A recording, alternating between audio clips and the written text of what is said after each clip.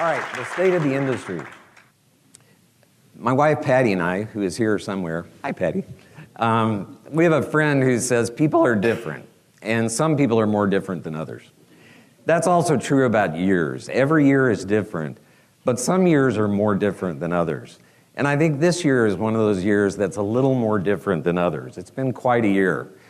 It was a year with a lot of initials. We always have initials in our industry. The growth of DEF, the uncertainty surrounding the renewable fuel standard. We have our own initials, RPs, 900 and 1200 that were published this year. The delay in EMV, UL's continued growth in the areas that they are involved in. It was also a big year for fuels and what's going to happen with fuels. If we had a nickel for every article that was written about electric vehicles this year, we could all retire tomorrow. Every mainstream publication is talking about electric vehicles. There's also a lot of talk about ethanol and the growth to E15 and where that's going. There were questions all year long. If we go in the direction of EMV, is it really going to help with skimming or not? Are we wasting our time? What about ULSD? Is it ever going to go away in terms of the corrosion? What can we do about that? What can we do with water? What's the best way to test sumps, a topic that's particularly close to our hearts in the future? It was also a year that was dominated by larger-than-life personalities in our world. The new administrator of the EPA, Scott Pruitt, and his apparent efforts to change the focus of that agency. Mr. Musk and Tesla and what he is doing on the electric vehicle side. And, of course, President Trump and the wild card that has proven to be and the changes that are coming in Washington. But the people that we really care about are not those. The people that we care about at PEI are all of you. I've had the opportunity over this last year to visit with many of you. And every visit that I make, that I've made this year, is worth its weight in gold. It's a chance to ask questions. It's a chance to listen to what you're excited about, a chance to listen to what you're concerned about, a chance to listen to things that you're uncertain about. And so, as we talk today in the State of the Industry report, some of the things that I'm going to say are the result of those conversations that I've had out on the road. But also we're going to talk a lot about data. And the slides from this presentation are going to be up on the PEI site. There really is a lot of data and numbers that I'm going to go through really quickly. But we did a survey just a couple of weeks ago that many of you participated in of our distributors and contractors and manufacturers, so we're going to talk about that. Here's what we're not going to talk about this morning, much, at least. We're not going to talk about electric vehicles. We're not going to talk about ethanol. We're not going to talk about the renewable fuel standard, SUMPs, and ULSD. The reason we're not is there's a session right after this one having to do with fuels and fuel equipment, and I encourage you to go to that if that's an area that you're interested in. So 4 of those 5 topics are going to be covered in some depth in that session.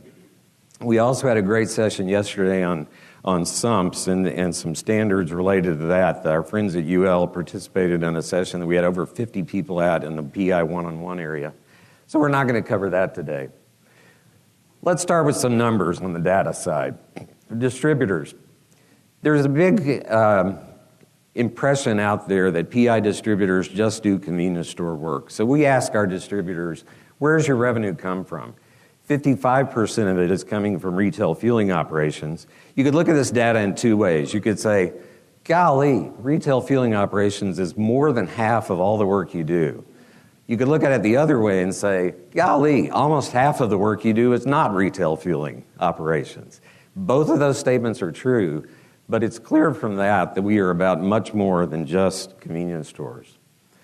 How's business? This is a very simple question. Whenever we visit our members, that's their first question. How's business, we ask. Here's what you told us. Let's look at the last 4 years. Starting in 2014, on a scale of 1 to 10, you put business at 6.77.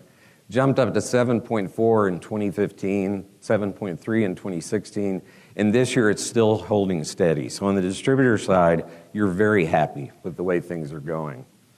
What's going well in particular? Service came in number 1, and we define service broadly to include inspection and testing, but a lot of activity on that front. Upgrades, we heard time and time again in the survey, Customers have money. A lot of that money was money that had been destined for EMV and was now freed up for other subjects. But a lot of upgrades going on. Construction was strong as well. And diversification was fourth, which is still a very high number. We heard a lot of you say that agriculture is coming back. We heard a lot of you say there's a lot of AST work going on this year. So that's exciting. We'll talk a little bit more about diversification as we go forward. What's been disappointing? No big surprise. Service technician shortage was at the top of the list. We'll talk a little bit more about that later. The changing competitive landscape was the second largest factor that you cited as a disappointment this year. And by that, what you generally were talking about is consolidation. Consolidation is good news for some distributors. It's not such good news for other distributors. And so that's a factor that you talked about. Margins, that's just a fact of life, a fact of business. And then direct sales, something that you would expect distributors might be concerned about. What about on the manufacturer side? I thought it'd be helpful, first of all, to see who responded to our survey. Who are these guys on the manufacturer side? Significant portion, about, what would that be? Almost 50% under $5 million in sale. A big mass of companies there in the middle up to 40 million, and then 6% above $40 million. That's who this data came from. How's business on the manufacturer side? Back in 2014, manufacturers on a scale of 1 to 10 put business at 6.55. That stayed in the sixes for the next couple of years, but this year it jumped up to almost 7 on a scale of 1 to 10, so manufacturers are very happy. What's going well? On the manufacturer side, the primary thing that manufacturers told us is just the economy. A rising tide lifts all boats. Things are going well. Nothing in particular, just business is good, the economy is good, and we're seeing the benefits of that. Last year, if you remember from this presentation, innovation was the top thing that manufacturers cited as an advantage this year, as a positive development. And that's still very high. New product development was second, and international sales is third. I'll say a few more facts about international sales as we go forward, but that is certainly a growth area. What's been disappointing for manufacturers? Normal business challenges. Business is challenging. This was a collection that, and I actually was encouraged by this. It wasn't anything unique. It was just, cash flow is a problem. Margins are a problem. Hiring people is a problem. Just the normal stuff that business is all about. That's good news, I think. Those are always going to be there, but there was nothing dramatic. Finding good people, just as on the distributor side, there is a need for more technicians. Manufacturers have that same issue. Manufacturers are more attuned to government hurdles than distributors because there are more of them at that side. There's more OSHA requirements and that sort of thing. Looking ahead, we asked for just a one-year horizon for both distributors and manufacturers. As you look ahead to 2018, scale of 1 to 10, what do you think? Distributors put next year at 7.43 on a 10 scale, right where you were this last year. That's really good news. Manufacturers were about in the same place, 7.35 on a scale of 1 to 10. How many employees? Distributors are more likely to say, we're going to hire more people next year. In some respects, I think it's sort of an aspirational goal. We'd love to hire more people if we can find more people. But 57% of you on the distributor side said you expect to hire more people next year. On the manufacturer side, really interesting. Literally no manufacturer in our survey said we expect to hire fewer people. However, they also didn't say, not as many said we expect to hire more, and that makes sense. Because of technology and automation, manufacturers can increase output without necessarily having to increase headcount at a proportional level. Then we ask about the next 3 years. Broaden the horizon a little bit, not just this year, but look ahead for 3 years. How optimistic or pessimistic are you? Both distributors and manufacturers are very optimistic, I would say. 85% on the distributor side said extremely or moderately optimistic for the next 3 years. On the manufacturer side, 95%, I guess that's 96%, extremely or moderately optimistic. So you folks are really excited about the future, and that's good news for all of us, I think. We asked some questions about the threats and opportunities out there. The first one is E15. I said I wasn't going to talk about ethanol, and this is really all I'm going to say about ethanol. But as you probably know, in most of the country, The sale of E15 is prohibited in summertime months right now. The ethanol community believes that if a waiver were granted to allow the sale of E15 nationwide in the summer, that the sales of E15 would spike dramatically. Our distributors don't necessarily agree with that. We ask if the waiver were granted and E15 could be sold, what effect would that have? A fairly small number of you think it's going to have a dramatic impact or even a moderate increase. Most of you said a small increase, that there's going to be more E15 equipment and more E15 sales. And over 20% of you said, I have no idea. And that's actually a pretty good, honest answer, because I think on a lot of these questions, we don't really have any idea. E15, the question about that has always been, what's the driver? Is it the consumer who wants E15? Is it the ethanol community who wants to sell it? Is it the equipment manufacturers who make it? Nobody really knows. So we'll see how E15 goes. I personally believe that summertime waiver is going to come. It's not going to come this year. It's died right now. But I think it's going to happen. There's really no logical reason it shouldn't if you look at the reasons for the waiver. So I think it's going to come in the next year or two, and we'll see. Then we'll have actual facts. We also asked distributors about the EMV forecourt delay, the deadline on that.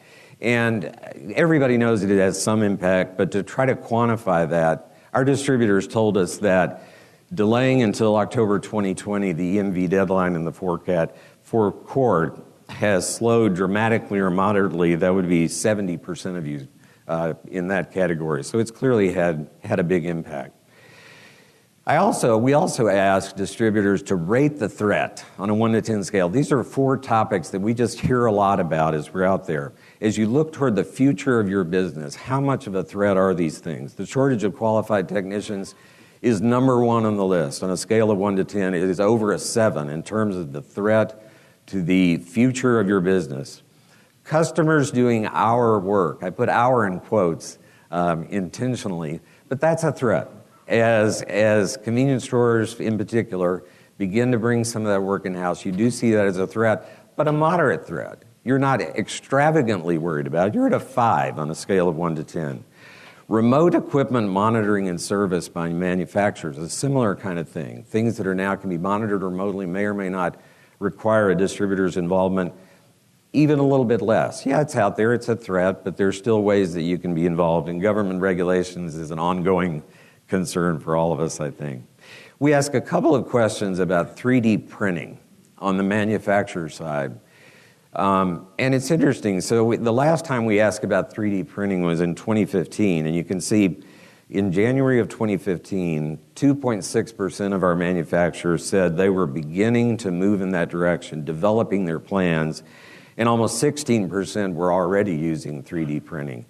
This year, those numbers are still fairly small, but they are growing significantly as a percentage. So this year, over 3% are now saying we're working in our plans, and 20% are currently using it. More interesting to me is this slide. How are the companies who are using 3D printing using it? There's been a shift. It's a lot of numbers here, but basically there is a shift from production to prototypes. So in 2015, 50% of the companies using 3D printing said we're doing it for prototypes, and 12% said for actual production of products, 37% for both. This year, you see that number has shifted. 59% are using 3D printing for prototypes and models, but the number actually using it for production of parts for customers, external focus, has gone down. So that's an interesting development, and same on the both category there. International sales. We wanted to know, what is the trend on international sales? 5 years ago, our manufacturers told us that 7.4% of their revenue came from international business. Today, that number is 9.96%, 10%. And then we ask, what about 5 years from now? What do you think it will be? And it almost doubled. Almost 18% is what our manufacturers believe is going to be attributable to international business. Fascinating number.